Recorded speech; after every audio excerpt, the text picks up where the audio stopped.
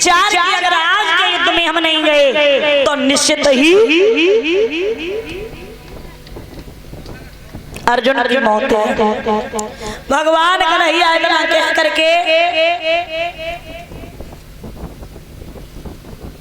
हस्तिनापुर के लिए आए और जब हस्तिनापुर के लिए आए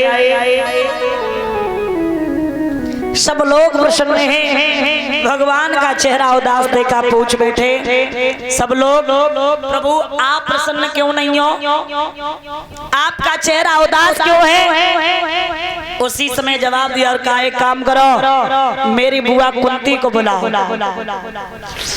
कुंती जैसे ही आई कहा एक काम करो, सुबह ब्रह्म मुहूर्त में चली जाओ और कड़ के पास परशुराम के दिए हुए 5 बाणे और बाण लेकर के चली आना। एक बात याद रखना मेरे प्यारे,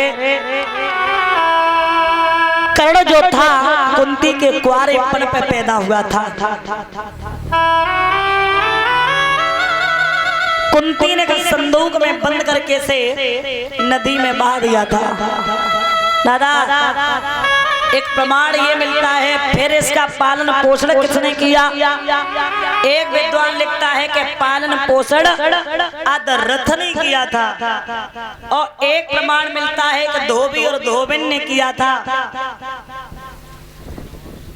जब कर्ण कुछ बड़ा हुआ बच्चों के साथ खेलता है, बच्चे कह भी देते हैं तेरी माँ का नहीं पता, तेरे पिता का नहीं पता, हमसे लड़ने आया। एक दिन कर्ण ने उस धोबिन से जाकर के पूछा ये बताइए आप मेरी माँ नहीं हो क्यों। बच्चे हमसे ऐसे ऐसे ताने मारते। जवाब दिया और कहा कि सुनो बेटा, मैं तुम्हारी पालन करने वाली माँ हूँ, जन्म देने वाली नहीं हो। फिर इतना सुन करके कर्ण ने पीछे मुड़ करके नहीं देखा, चल देता है और जब चल देता है सूर्य भगवान प्रकट हुए। सूर्य भगवान ने कहा बेटा मैं तुम्हारा पिता। कर्ण ने जवाब दिया अगर आप मेरे पिता हो फिर मेरी मैया कहाँ है। तो उसी समय सूर्य भगवान ने चुनरिया दी, कहा ये चुनरिया ले जाओ। ध्यान देना भैया, चुनरिया दी, कहा ये चुनरिया ले जाओ। जो स्त्री चुनरिया को ओढ़ लेगी, चाहे हो कुंवारी चाहे हो देहाता, जो जलेगी नहीं समझ लेना यही मेरी माँ है। और एक खास बात बता दूं कि कर्ण के कवच और कुंडल पेट से ही आए थे। कर्ण देखने में बहुत सुंदर लगता था। स्त्रियां जो भी सुंदरता को देखती हैं और जब सुंदरता को देखती हैं तो कहते हैं बेटा मैं तुम्हारी माँ। और जब चुनरिया ओढ़ती हैं तो जल जाती हैं।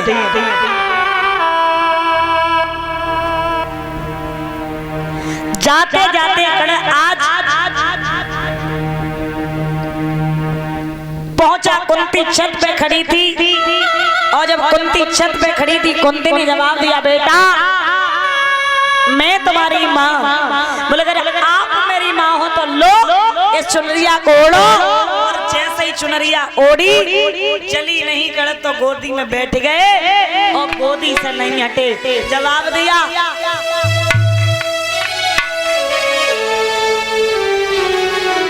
और कहा बेटा मैं तुम्हें अपने पास नहीं रख सकती। क्यों? उस वक्त भी कुंती कुंवारी थी। कर्ण ने जवाब दिया मैया मैं आपकी गोदी नहीं छोड़ सकता।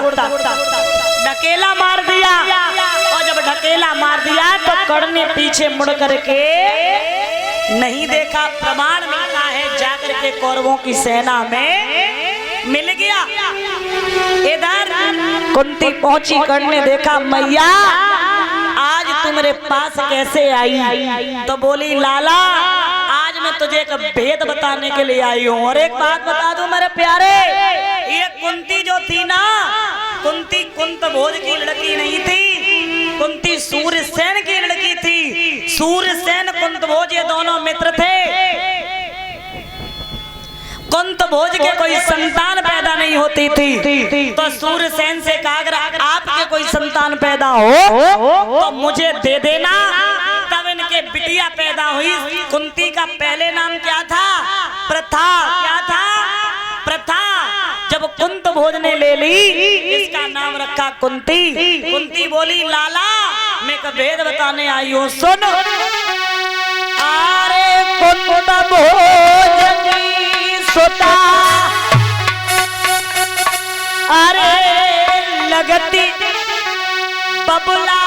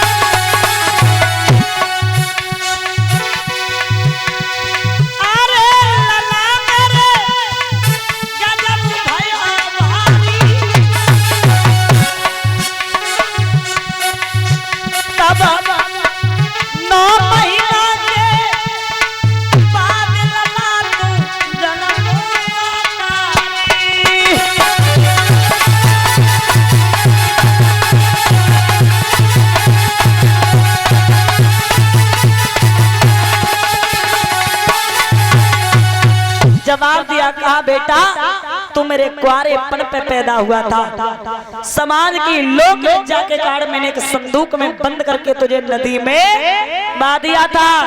कर्ण ने जवाब दिया, मैया दे करके जन्म हमको मैया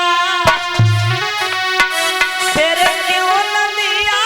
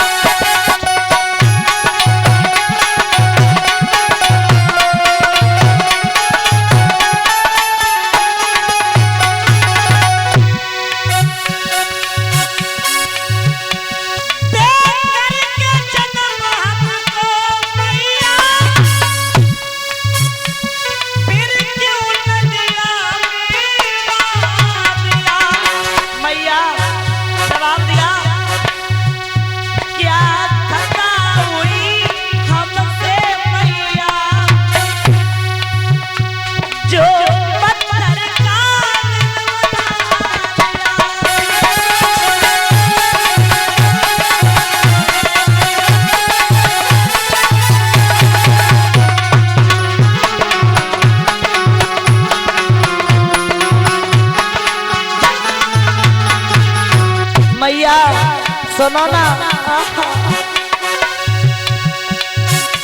इतना यदि कष्ट उठाया था, इंसान कमाए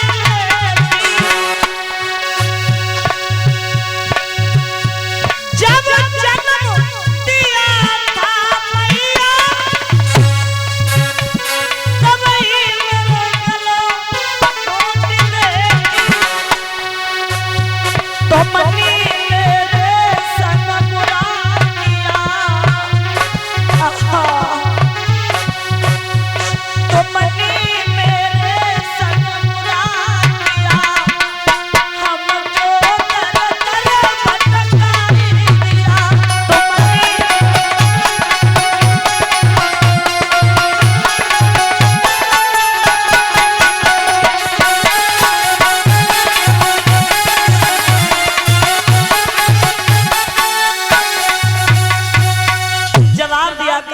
तुमने मेरे साथ अच्छा नहीं किया, अच्छा नहीं किया मैया। लेकिन हे माँ,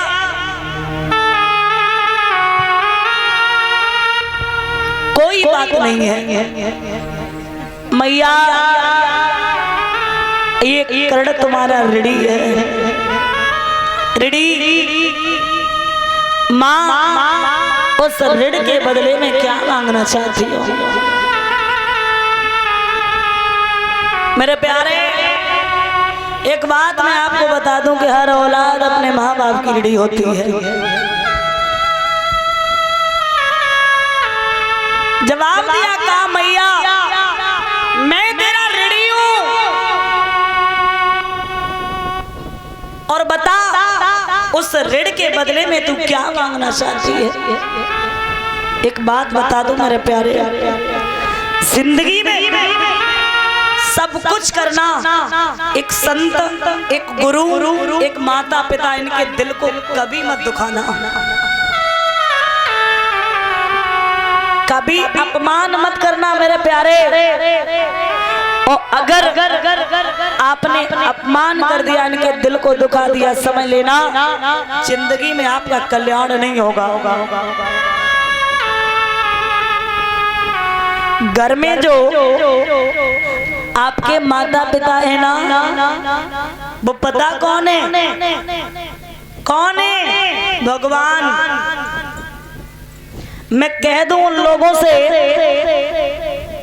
जो 9 दिन व्रत करते हैं, सोमवार व्रत करते हैं, एकादशी व्रत करते हैं, शिव तेरस का व्रत रखते हैं, मैं आपसे पूछना चाहते हैं, आप व्रत तो रखते हैं, क्या अपने माता पिता को भोजन समय से देते हैं? आप अपने माता पिता की बात मानते हैं? और अगर नहीं मानते हैं तो याद रखना, इन व्रतों से कोई फायदा मिलने वाला नहीं है। सोच लेना आगे भी। और जब एक बेटा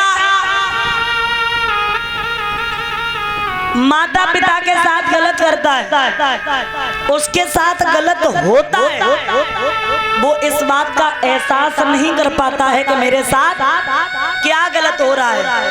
मैं बता दूं मेरे प्यारे, जीवन में जो अपने माता पिता को सुखी नहीं रखते हैं, वो कभी सुखी नहीं रहते हैं।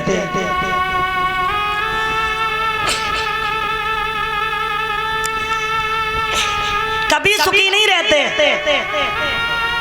और जब सुखी नहीं रहते तो पता है वो क्या सोचते हैं? दुखी रहते तो क्या सोचते हैं? अरे मेरे कोई कर्म होंगे। कोई कर्म नहीं, ये कलयुग है, ये अभी के कर्म है तुम्हारे। देख लो तुम्हारे घर में क्या हो रहा है। जो माँ, जिस माँ ने तुम्हें पाल करके इतना बड़ा कर दिया, बड़े हो गए, बहू आ गई, अब माँ कुछ नहीं रही, तुम सुखी रहोगे? अरे सोचो पहले, बुद्धि लगा करके कि जब तुम पैदा हुए थे तब तुम्हारी माँ के क्या अरमान थे, और इस बात को तुम्हें तब पता चलता है जब तुम्हारे खुद संतान पैदा होती है। औलाद माँ बाप की कद्र तब तक नहीं करती है, तब तक नहीं करती है जब तक माता पिता उनकी दुनिया से उन्हें छोड़ करके चले नहीं जाते हैं।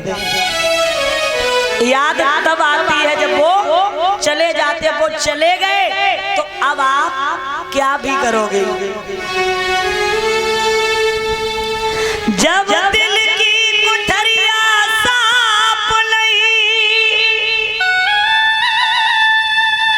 तो गंगा नहाए कोई।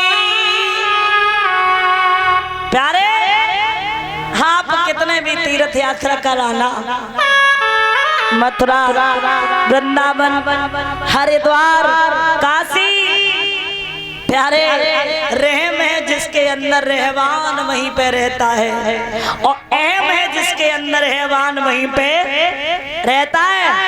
और जिस घर में माँ बाप सदा खुश नजर आते रहे तो मंदिर ना मस्जिद में भगवान वहीं पे रहता है। सोच लेना। और मेरे प्यारे वो सर नहीं होते जो माँ बाप के चरणों में ना झुके, और वो हाथ नहीं होते जो माँ बाप के सम्मुख ना जुड़े। और मैं तो धिक्कारती उस मनुष्य रूपी पाषाण को जो अपने माँ बाप को 2 वक्त की रोटी ना दे सके। मेरे प्यारे, इसलिए माता पिता के दिल को कभी मत दुखाना जो इस दुनिया में तुम्हें लेके आई है।